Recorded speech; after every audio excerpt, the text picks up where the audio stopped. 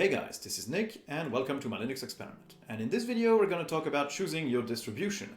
This is a crucial step in your move to Linux. If you choose the wrong one, if you choose something that doesn't suit your workflow, that is too complex or too simple, you're going to have a bad first experience, and first experiences matter. So let's make sure that you pick the right one. Let's get started. This video is sponsored by Linode.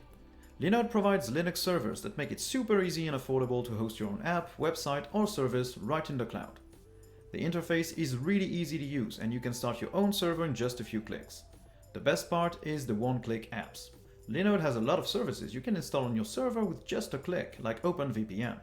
Unlike third-party VPN services, using Linode and the one-click OpenVPN app allows you to keep total control of your data, privacy and security. For $5 a month, you can use Linode to host your own VPN and be certain that all your data is in your hands. Sign up for your free account today and get a $20 credit, which amounts to 4 months of free VPN, just by clicking the link in the description. So what's a distribution? Well, this is a concept that doesn't really exist in other OSs. Like on Windows or on Mac OS X, you just have Windows or Mac OS X. And on Linux, you have plenty of variants. And they can change pretty much everything. They're all based on the same stuff. You've got the Linux kernel, you've got the GNU tools, you've got a windowing system, which is called x.org or Wayland, these are the main two options, and then you've got your desktop environment. And this is the thing that is going to matter the most. And then you've got the default applications that the distribution decides to ship. Basically, a distribution is a packaging of various versions of these different things into a single coherent package which functions as an OS like you would install Windows or Mac OS X. Distributions can have a huge impact on your first experience. They can be more or less compatible, the desktop environment can look more or less good, and it can work more or less towards what you're used to. Now, the main things to remember is that virtually all distributions can run the same software. Bar a few specific exceptions, all distros can run the exact same software. And the second point is, all Linux distros can game, so if you're looking for a specific distro for gaming, you don't have to pick a super bleeding edge one to play games on Linux. Now with that out of the way, we can boil down your choices to two different factors. The first one is, which desktop environment do you want to run? This is the crucial point. And the second one is, how stable do you want your system to be? Do you need something bleeding edge like Manjaro or something really stable like a Debian or Ubuntu based system? Now, the desktop environments. This is the main choice that you have to make. A desktop environment is basically how your system is going to behave graphically. It's going to define your menus, your toolbars, your docs, your applets, the way your windows look, the way your applications look. This is something that will have a huge impact on how you feel and perceive Linux. So you need to choose something that is going to suit you, and we're going to review the major ones. One of the biggest ones is GNOME. GNOME is very simple, very simplistic, some might even say. You don't have many options, you can't customize it all that much. But it looks and feels very slick, and it doesn't hide any complexity. Everything you see is everything you get.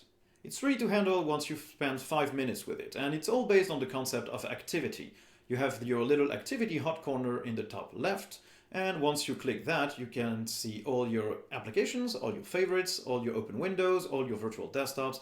It's all regrouped in the same spot. Some distributions customize it a little bit more, but basically it's all there. You can customize it, however, using extensions. It's a bit more advanced, but it's not that hard, and you can very much change the way it feels and the way it looks. Some distributions implement extensions by default, like Ubuntu or Zorin OS. GNOME is the default on Ubuntu, on Fedora, and a bunch of other distributions offer a GNOME variant at least, including Manjaro, for example. Now, KDE, or Plasma as it's known now, is the exact opposite in terms of approach. It has same defaults and simple taskbar that looks like Windows, but you can tweak every single behavior. You can tweak the window controls, you can tweak the window management, the window behavior. You can add widgets, create multiple panels, add a dock. You can change it to however you like. The base system basically ships with a very Windows-like layout, which is a taskbar at the bottom, a menu in the bottom left corner, and your notification tray in the bottom right. It's very familiar, but once you deep dive into the settings of the desktop environment and of the applications, there is a lot to change and customize there, and it's very powerful. But if you want something very simple and don't want to get to grips with too many options and try to tweak everything, it might not be the best choice for you. KDE is the default environment on KDE Neon and is also shipped by a bunch of other distributions, including Ubuntu and, again, Manjaro. And now you have many smaller desktop environments. You've got Cinnamon, which is kind of the KDE but using GNOME technologies. That means that the desktop is heavily configurable as well, but the default applications that you'll get are way simpler, look a little bit nicer and a little bit cleaner. It's a default on Linux Mint, which is a great distro for beginners. You also have XFCE. It's a very lightweight desktop environment, and although it doesn't look as good as the main ones in my opinion, it is heavily configurable as well and runs really well on lower-end machines. Now, Mac users might want to take a look at Pantheon. It's the default desktop environment in elementary OS, and it's virtually only really usable to its fullest potential there. It looks like Mac OS. It has a top bar, a dock, the layout and theme look very similar, and the applications behave in the exact same way, bar a few details. It's not a clone of Mac OS X per se, but Mac users will be very familiar with this. You can also use Mate, which is also based on GNOME technologies, but with a more traditional, older Linux layout. Or you could go to Budgie, which is a tweaked version of GNOME with a settings panel and a few other options and customizations that make it look quite nice. And finally, you've got Deepin, which is not a bad desktop environment, but is really light on customization and basically only comes with Fedora or Deepin, so it really restricts your choices if you want to go there. Now, once you've picked your desktop environment, remember these few things. First, most software designed for a specific desktop environment will run on another one. So for example, if you like Kdenlive, which is a video editor, it's made to run on KDE, but you can obviously run it on GNOME-based distributions or on Pantheon or on Linux Mint, Cinnamon, whatever you choose, you can run this program everywhere. The second point, if you don't like the desktop environment you've used, don't stay stuck on it. There are a lot of choices. You can try a variant of the same distribution using another desktop environment, and you can even install multiple desktop environments on the same distro. And the last point is, if you don't like the default theme on the distribution you picked, for example, you picked KDE Manjaro, but you don't like the green theme, don't worry, you can change it after the fact. You don't have to be stuck with the colors that the distribution has shipped. Now on to the distribution. You've chosen your desktop environment, you know your use case, you know if you want stability or bleeding edge, so let's see for each desktop environment what the most popular and easiest options are.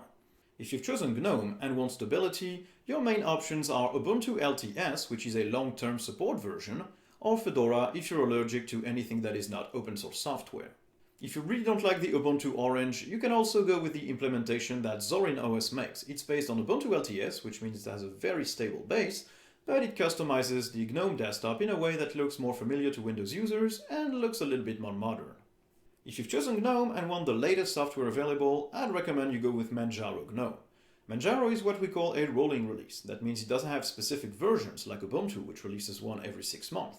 Manjaro is always kept up to date after a small period of test. This means you have a solid core, even though it's not as stable as Ubuntu LTS, but you've got the latest drivers and the latest versions of all software you use.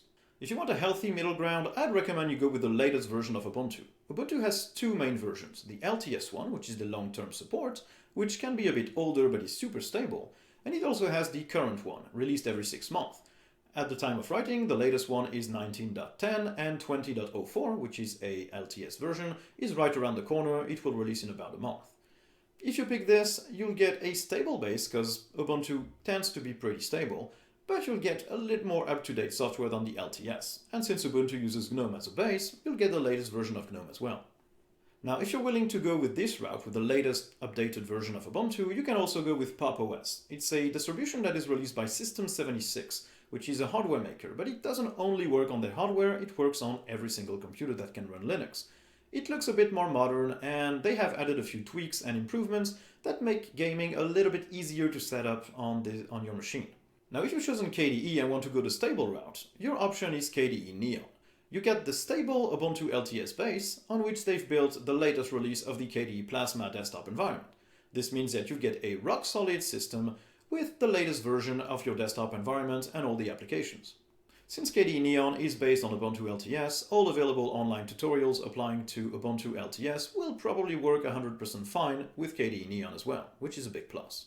If you prefer a more bleeding-edge system, you can go with Manjaro KDE, the same rolling release but using KDE instead of GNOME. And you can also go with the healthy middle ground of Kubuntu, which is the latest Ubuntu release, so every 6 months, with KDE Plasma on top of it instead of GNOME. If you've elected to use Cinnamon, so a little bit more customization, but still the simplicity of GTK GNOME applications, you can go with Linux Mint. That's your stable option. It uses Ubuntu LTS as a base, again, and it builds on top of it with the latest release of the Cinnamon desktop environment. It's a rock-solid system, it looks good, it's easy to customize, it's a great choice for beginners. If you want something more bleeding edge, Manjaro has a Cinnamon edition, but it's a community edition, so it might not be as stable as the main ones, Manjaro GNOME and Manjaro KDE.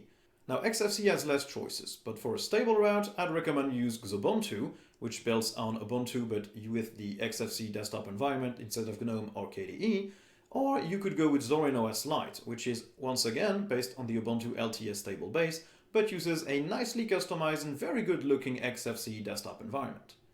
Manjaro also has an XFCE release, which is community-based, so less stable than the main ones, but if you want bleeding-edge software on XFCE, it's your choice. Now, if you want to go with Pantheon, your only real choice is Elementary OS. This distribution builds on Ubuntu LTS as a stable base and adds their own desktop environment and software called Pantheon on top of it. And other distros don't really ship Pantheon. Some of them do, but they ship a muted version without the App Center, which is one of the main selling points of Elementary OS. It's an app store which contains specific Elementary OS apps which integrate, look, and feel exactly like Elementary, and they're really nice. If you want to use Pantheon, go with Elementary OS. It only releases a new version every 2 years, but it's super stable and it gets updated very often. Now, as you might have noticed, my recommendations basically boil down to two things: Ubuntu LTS or an Ubuntu LTS based distribution, or something based on Manjaro.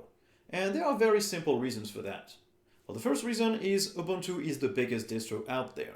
All the online help can be found for Ubuntu.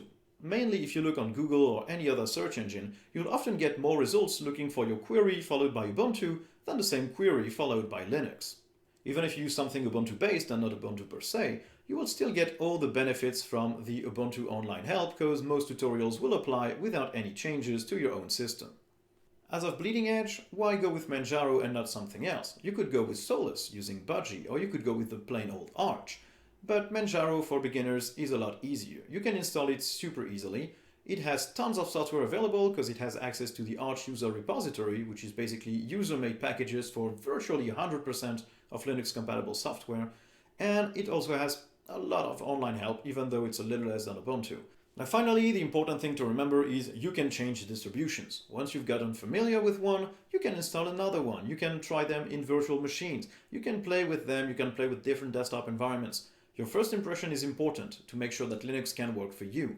But once you're a little bit more secure about how it can work, how it can be used for your workflow, you can pretty much switch to anything you like. So I hope this video has been helpful for you guys. If it has, don't hesitate to like, subscribe, and turn on notifications. If you really did like the video, I have a Patreon page. I'll leave a link in the description below. In the next part of this series, we'll learn how to make a bootable USB key and boot it on your computer so you can try to play with Linux and install it. Thank you guys for watching, and I'll see you in the next one. Bye!